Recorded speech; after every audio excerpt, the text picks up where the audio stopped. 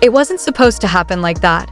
Not in front of cameras, not in front of the world, and definitely not in a room filled with people trained to turn hesitation into headlines. Because the moment the question left that journalist's mouth, something shifted. Not in the room, but in him. A flicker, almost invisible, but fatal. The kind of pause that doesn't just signal uncertainty, it signals truth trying to decide whether it's about to escape.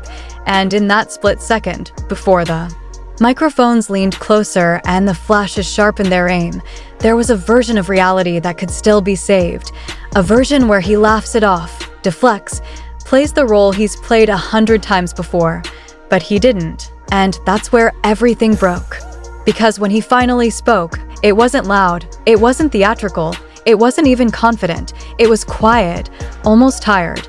The kind of voice that sounds like it's been holding something in for too long, and the words themselves were simple. Devastatingly simple. The kind that don't need explanation because they are the explanation. Yes, and I'm the father. And just like that, the illusion collapsed. Not gradually, not gracefully, instantly.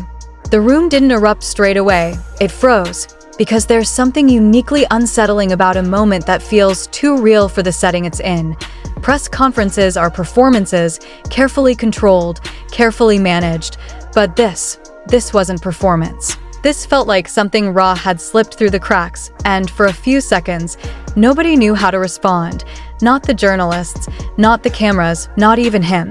Because even he seemed to realize, just a fraction too late, that whatever line he had just crossed, there was no stepping back over it. And that's the part people don't talk about enough. Not the statement itself, but the timing of it. Because this didn't happen in private, it didn't happen in a controlled interview, it didn't happen after careful consideration. It happened under pressure. In front of an audience that feeds on ambiguity, which raises a far more uncomfortable question. Was it a confession, or was it a crack? Because when you look closely at moments like this, the truth isn't always in the words, it's in the conditions that produce them.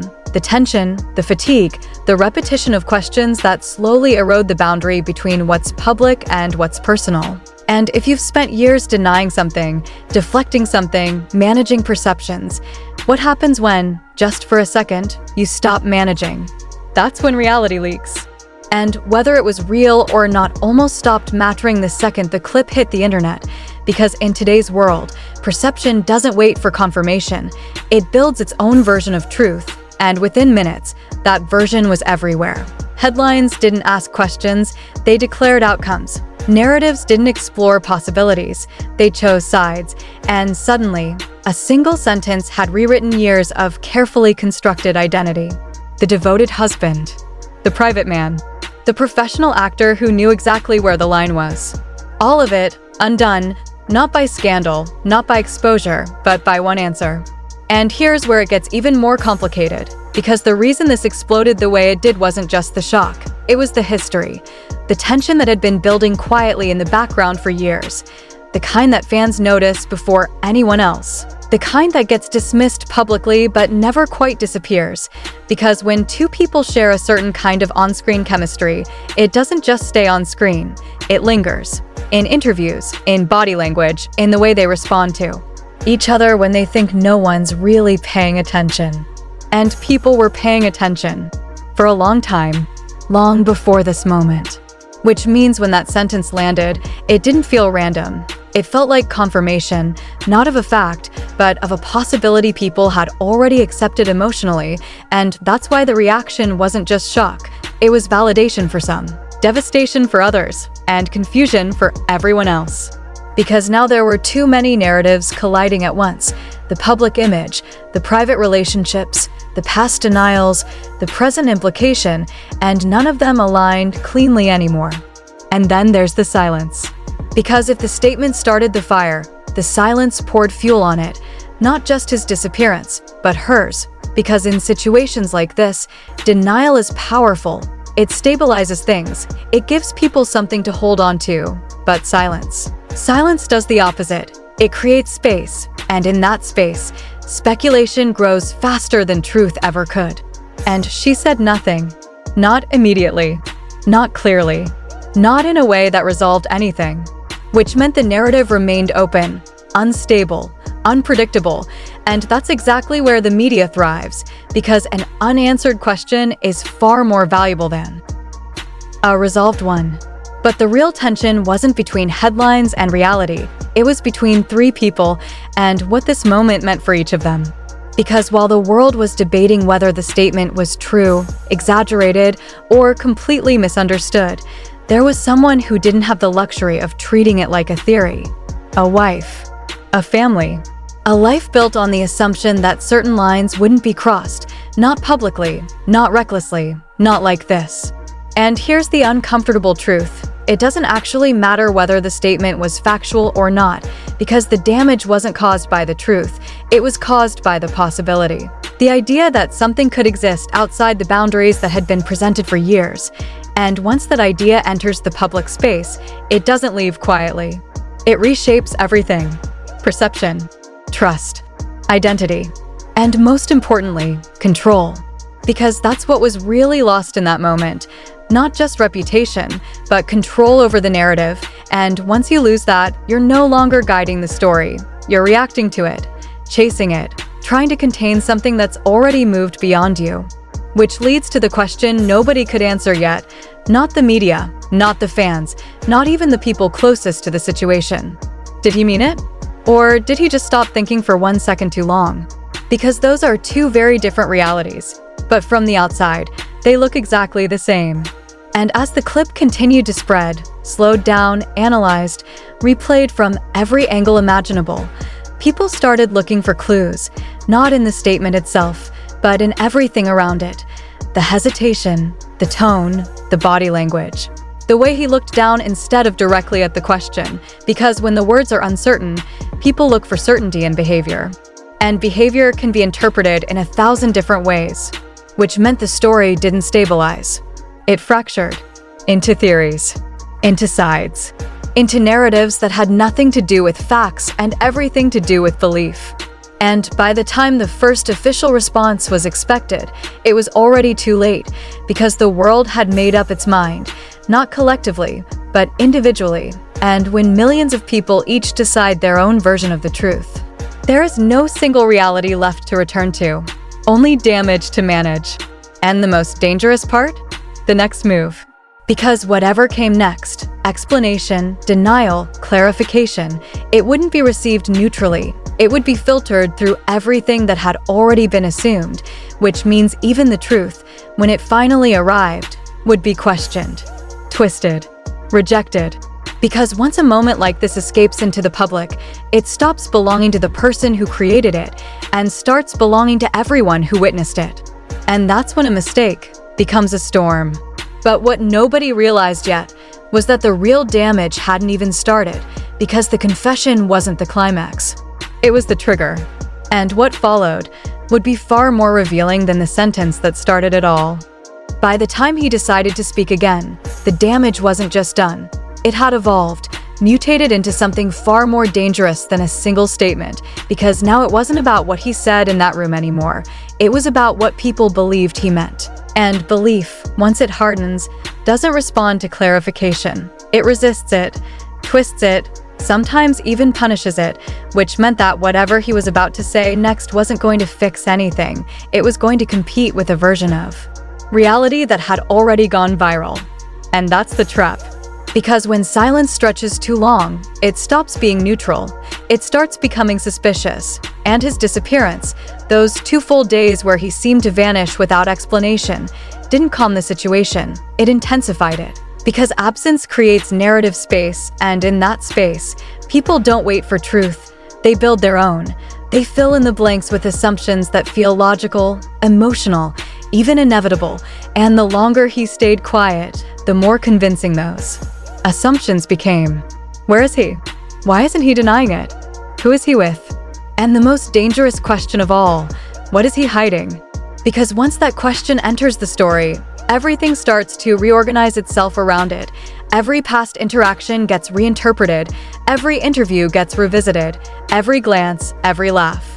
Every moment that once seemed harmless suddenly feels loaded with meaning, as if the truth had been there all along, just waiting for the right moment to be revealed. And then, just when the speculation reached its peak, he reappeared. Not on a red carpet. Not in a controlled press environment. But alone.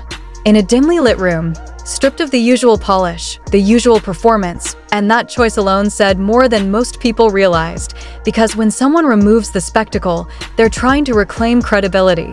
They're trying to say, this is real. But in a situation already saturated with doubt, even authenticity becomes questionable. Even sincerity becomes something people analyze instead of accept. And the first thing he did was admit fault. Not for what people thought, but for how it sounded. Which is where everything became more complicated. Because he didn't say, it's true.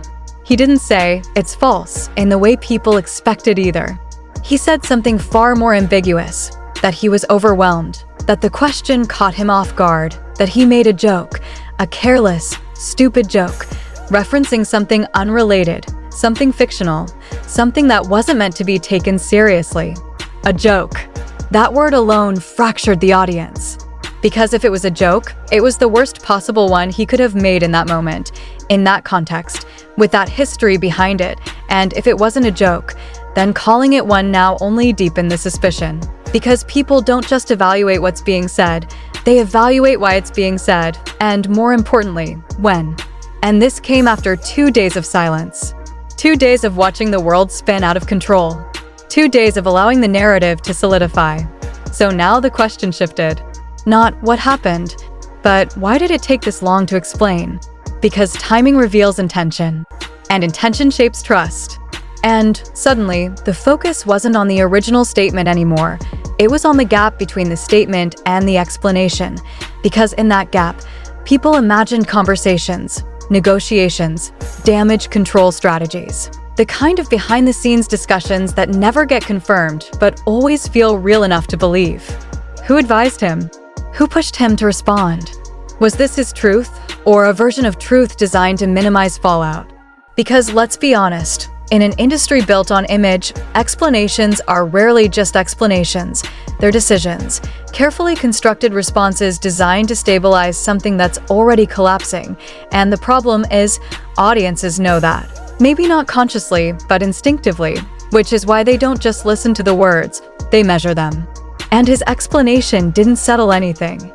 It destabilized it further, because now there were two competing realities: the spontaneous confession and the calculated clarification. And neither of them felt completely trustworthy. But the real shift, the moment where the story stopped being about him alone, came from her. Because while he was trying to reframe the narrative, she was still silent, and that silence had become louder than anything he could say, until suddenly, briefly, almost strategically, she broke it. Not with an interview, not with a statement, but with something far more subtle. A message. Short, cryptic, gone within minutes, but long enough to be captured, shared, dissected, and immortalized in the exact way fleeting things always are when the world is already watching. Truth has a strange way of coming out eventually. And just like that, the entire situation tilted again. Because those words didn't confirm anything. They didn't deny anything. They didn't even clarify anything. But they suggested something. And suggestion, in a moment like this, is more powerful than certainty, because it invites interpretation, and people will always choose the interpretation that aligns with what they already believe. Was she supporting him? Was she contradicting him? Was she hinting that his explanation wasn't the full story? Or was she simply commenting on the chaos itself? Nobody knew, but everyone decided. And once again, the narrative split, not into two sides this time, but into dozens, each one fueled by fragments, by tone, by timing, by the emotional weight people projected onto a sentence that may or may not have been intentional. And this is where the situation became impossible to control. Because now, it wasn't just about statements and responses, it was about interpretation loops, where every new piece of information didn't resolve the previous one, it complicated it, creating layers of meaning that couldn't be flattened into a single truth. Meanwhile, behind all of this, there was someone who hadn't participated in the narrative at all, at least not directly. And that absence spoke louder than any comment ever could. Because when someone chooses not to defend, not to attack, not to clarify, it doesn't mean they have nothing to say. It often means they understand something the public doesn't, something about timing, about dignity, about the long-term consequences of speaking too soon. And when she finally did say something, it wasn't reactive. It wasn't emotional. It was controlled, measured, almost detached. Family is complicated, but love is stronger. That wasn't a defense. That wasn't an accusation. That was positioning. Because in one sentence, she reframed the entire situation, not as scandal, not as betrayal, but as something more complex, something that couldn't be reduced to headlines, and in doing so, she did something neither of them had managed to do yet. She regained control, not over the narrative, but over herself within it. And that distinction matters, because while the world was trying to figure out what happened, she was deciding how it would affect her, and those are two very different battles. But even that didn't end the speculation. If anything, it elevated it.